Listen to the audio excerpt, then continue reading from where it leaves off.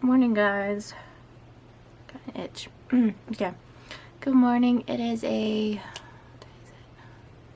Tuesday, and it's officially April. Yay! Oh my goodness, the months have gone past so quickly. It's insane. All right. So to backtrack, catch up, what I've been up to. Alright, Friday, March 21st, we had off. Zach got his teeth removed. That actually went really smooth. It only lasted like 20 minutes altogether. I was surprised. Thought for sure it had been a lot longer, but he went in there confidently. He was calm, cool and collected. The only time he got a little distraught was when he first, well, a little bit after he woke up and he realized the galls were in the back, and he has a bad gag reflex, so the nurse had to pull it out. And so, and the doctor said it's fine, people do this, it's common. So yes, the galls are in there, so the bleeding will soak up in there and it won't keep swallowing and that stuff. But since he couldn't keep them in, they give him a bag and he just kept spitting in it. I know, gross, but realistic. Let's see. Yeah, we were able to wheel him out to the vehicle. He was perfectly fine. He didn't say anything weird or anything like that. Yeah, he was tired, or loopy, or I should say. I'm surprised how long it didn't take him. He stayed awake for a long time, even during the car ride. I was surprised. The only thing that was kind of weird that he did was he kept feeling his face because it was numb and everything, and then yeah, he just couldn't feel his tongue or anything, so he was just kind of like, you know, weirded out by it. But overall he did pretty good. Stopped by Martin's for a while and then get some Jello ice cream and other type of stuff, pudding. Excuse me. Did pretty well, actually. Yeah, he's got him to the couch. He rested for a while. At least I think he did. I came home and took a nap because I was tired. I guess Mom rested for a little while. She was getting some stuff, probably like schoolwork or something done.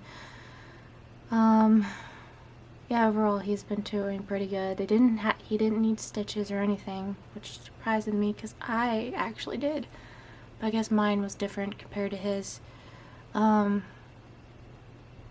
Yeah, it only took him like a couple days to eat like soft food, and then he was back to normal of eating, so he really wasn't on dieting or anything like that with eating a liquid diet. So yeah, he was fine. He was completely fine, and he's been keeping up with his brushing his teeth, and it's like, Zach, you need to keep up with brushing your teeth and swishing with salt water so your incisions don't get infected or dry socket back there. But overall he's been doing pretty good, so I'm grateful everything turned out pretty well.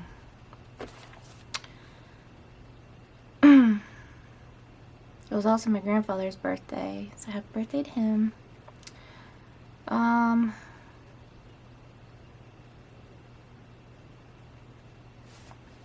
So I helped out with giving his meds, making sure things were written down. We made sure kept track of that. It was mainly for his antibiotic. He had to take antibiotic at certain times and make sure he was on task taking everything.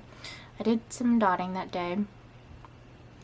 Saturday, March 22nd, did chores. I filmed some, edit. Did I upload? I think I uploaded. Nap, made dinner. Doesn't say what I made, so I cannot remember for the life of me what I made that day. Sunday, March 23rd, church, nap, evening online service, typical. Monday, March 24th, worked. went to Mount Hope. But before that, did 3 houses. Had dinner with friend. And then I got 2 new shirts that day. Do I want to put those out yet? I'm not going to show you guys just yet what they are, but they resemble, because this month is Autism Awareness Month, and Mom got us all t-shirts that resemble for Zachary. So I'm excited. I am planning on doing a little segment of filming something for that, so I'm gonna keep that for later. But yeah, Zach and I each got 2. Mom got 3 for herself, and then Ricky got 1. So yeah. Tuesday, March 25th, off, chores, laundry, did my bedding, cleaned the bathroom, yada yada yada. I actually think that was a day that I didn't actually take a nap. I was like alert, which is very rare, but occasionally does happen that I actually am fully awake. Wednesday, March 26th, work, did 5 houses. Exhausting. Beyond exhausting. Waited at school. Went to Martin's. Mom got a salad. I got a sub. Like a half a sub and then some cookies there. Thursday, March 27th, off. Did chores, film, edit, uploaded, whatever. Nap and dotting. Friday, March 28th, work, did 1 house. Went to the bank, Food Lion, Walmart. Haircuts. We met up together as a family and ate at Robin. Walked away on the mall because Ricky needed to make sure his did I mention this? He had to go do something, see if things were right or whatever, at some store. And then so while we were waiting on them afterwards, we went to, Zach and I just went around, walking around in the mall, and went to our favorite stores and stuff and just looked around. And then when Mom said, hey, we're done, so we went and met up with them. It was such a pretty sunset that I took some pictures. We also saw a rainbow faintly. It was already disappearing, so I didn't get a picture of that, but it was pretty nonetheless. Or coming outside when after it's rained and the sunset's so pretty and there's a rainbow, so it was nice. Saturday, March 29th, did chores, reorganized some things. That day wasn't the greatest for me. I had a difficult time. Not going down into too many details, but I was just not feeling myself, was feeling down. Things were said again that upset me, and I decided just to write it down in my journal. This is what I've decided to do. If I can't explain it on here because of all the details that I don't want to expose people or myself, I will write it down and just pray about it. And I worked with God, and I was like, okay, Lord, please help me not to feel this way, because I don't want to keep feeling this way. I don't want to feel like crap all the time. And so I worked it out with God, and we're good. Everything that just kind of passed, but that was just a rough day for me. Even though it's been nice weather, we've been having like 70 to 80 degree weather, and that day was like 80 degrees. Pretty warm, honestly. So yeah, I helped and cleaned. I took a nap that day. That helped a little bit. Did some dotting, and then help and clean up with dinner. But yeah, that was kind of a rough day, but I got through it. Sunday, March 30th, church, nap, evening online service, 8. We also put our AC units because, again, it's been hot weather. It is just disgusting. So we put our AC units in, which helped. Because the night before, that Saturday before, it was pretty, I opened up the windows, but it was pretty still warm, and I was like, ugh. So we put our AC units in. I don't think I'm going to need it today. It seems, it's overcast. It was a lot chiller. I think the weather has gone, did a 360 again. So I think it's down some temperatures, like 20 degrees or something like that. Monday, work, did 3 houses, went to Mount Hope, had dinner with the ladies again, with my friends, and Dr. P, we did a re-exam. With their re-exams, they do like they check our thermometer. They just take this thing in the back of your neck and go back to the back of your neck and where your head is, and go all the way down to your spine. It reads your temperature and how your heart rate and everything else is working. And if, I don't know, it's kind of hard to explain, but it reevaluates every I don't know if it's 3 months or like twice a year. I think it's twice a year. Every 6 months it shows how the process from 6 months ago versus this month, to see if it's better or worse. It reads your stress levels and everything else. I did pretty well. There's like a little box, and it's green if your stress levels are low, and your heart rate's right, it'll stay in that box. If it's down, it's usually you're stressed out, or it shows that your heart rate is low or high or whatever, and mine wasn't too bad.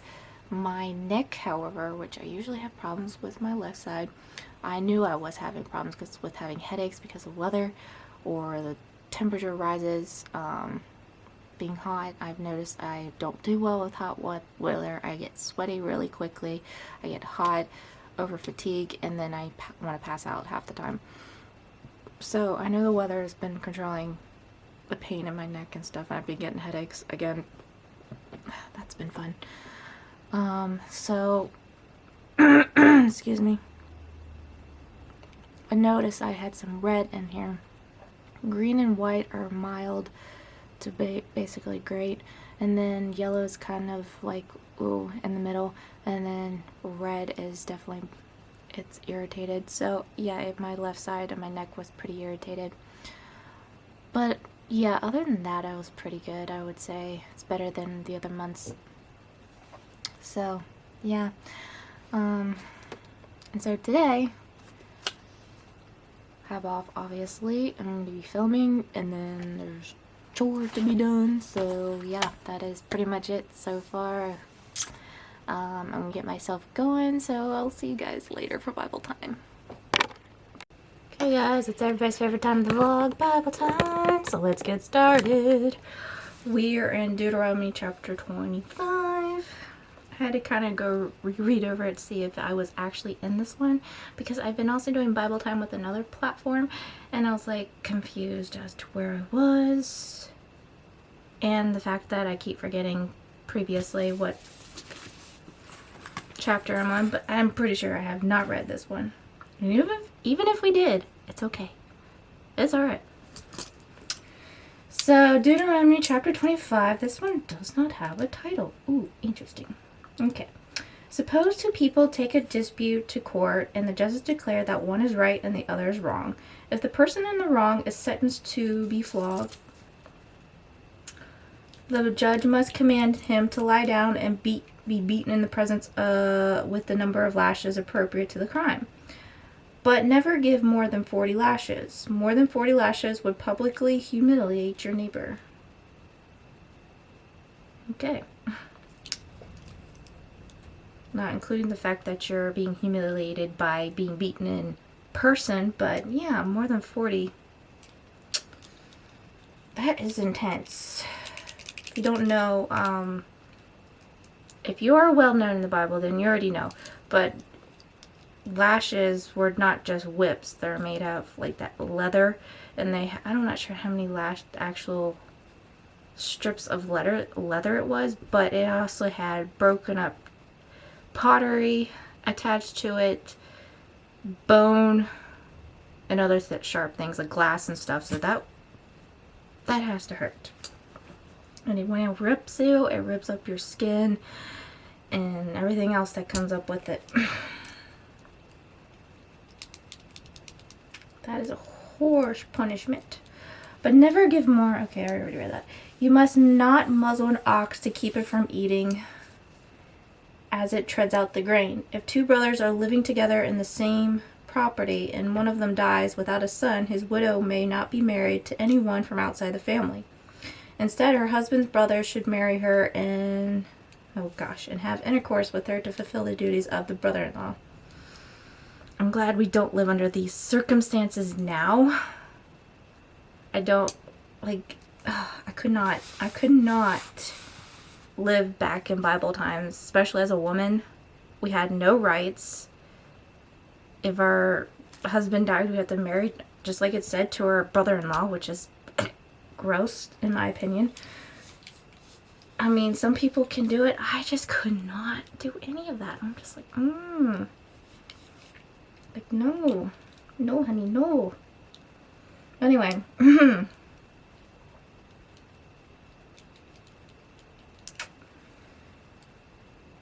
But if the man refuses to marry his brother's widow, she must go to the town gate and say to the elders assembled there, my husband's brother refuses to preserve his brother's name in Israel. He refuses to fulfill the duties of a brother-in-law by marrying me. The elders of the town will then summon him and talk with him. If he still refuses and says, I don't want to marry her, the widow must walk over to him in the presence of the elders, pull his sandal from his foot, and spit in his face. Then she must declare, this is what happens to a man who refuses to provide his brother with children. Ever afterward in Israel, his family will be referred to as the family of the man whose sandal was pulled off. If two Israelite men get into a fight and the wife of one tries to rescue her husband by grabbing his manlyhood, I'm just going to call it that, of the other man, you must cut off her hand. Well, show her no pity. You must use accurate scales when you weigh out merchandise, and you must use full and honest measures. Yes, always use honest weights and measures, so that you may enjoy a long life in the land your Lord your God has given you. All who cheat with dishonest weights and measures are detestable to the Lord your God. Never forget what the Amalekites did to you as you came from Egypt. They attacked you when you were exhausted and weary, and they struck down those who were straggling behind. They had no fear of God. Therefore, when the Lord your God has given you rest from all your enemies in the land, enemies in the land he has given you as a special possession, you must deny the Amalekites and erase their memory from under heaven. Never forget this. Little sidebar called a spiritual journey. The people of Israel were required to give an offering of thanks to God as soon as they settled in the promised land. They also required to recite the history of God's dealings with his people.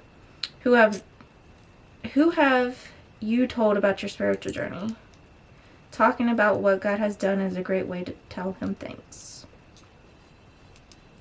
Well, I've told you guys about my spiritual journey. I've told a lot of people in my life about my spiritual journey, and how God has got me through a lot of things. And I would say overall people are pretty receptive of it. And those who aren't, well, oh well. So that is chapter 25 in Deuteronomy. Now we're getting into devotion time, and it's titled Under the Influence.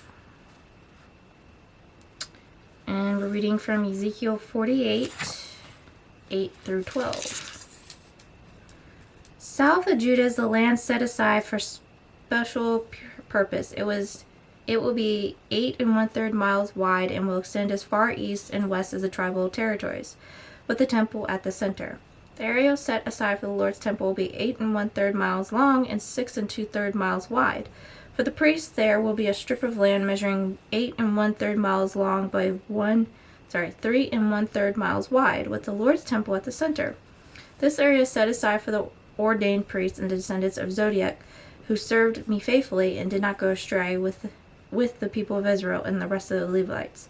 It will be their special portion when the land is distributed, the most sacred land of all. Next to the priest territory will lie the land where the other Levites will live. The land allotted to the Levites will be the same size and shape that belonged to the priests, 8 1/3 miles long and 3 1/3 miles wide.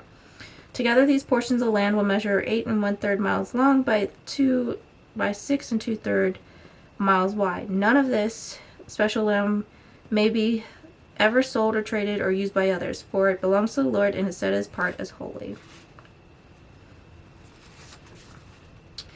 Cheryl never dreamed she would become a drug addict, but there she was, checking into a rehab clinic. It had started on a simple dare to smoke weed. Slowly, through the influence of others, Cheryl began to experiment with other drugs, and she began to allow others to keep her from returning to what she knew to be right. This will be the consecrated priests, the Zodiacs, who were faithful in serving me and did not go astray as the Levites did when the Israelites went astray. Ezekiel 48:11. The Zodiacs were the descendants of Zodiac, a descendant of Aaron who had remained faithful to God through his loyalty to King David. In Ezekiel's time, when the Levites, the priesthood of Israel, followed the rest of Ishmael in abandoning God's ways, the Zodiacs did not. Because of their loyalty, the Zodiacs were chosen to minister before God in the future temple. God rewards those who remain faithful. The Zodiacs can act as a reminder that it's eternally important to remain faithful to God, to resist influences that would turn us away from His will. Giving in can bring negative effects on our lives, but resisting brings lasting rewards. What are some ways people or situations can influence you to move away from God? It's honestly, when it comes really down to it, it distracts you. Anything and everything could distract you and pull you away from God. It's like the main thing. It distracts you from serving wholeheartedly and willing to do God's will. It can just simply, when it comes down to it, it distracts you. It pulls you away. It gives you a sense of satisfaction briefly because you think you're getting away with it. But then when you turn around, you're like, and God convicts you of it, then it's like, wow, yeah, I probably shouldn't have done that. So it can bring such horrible things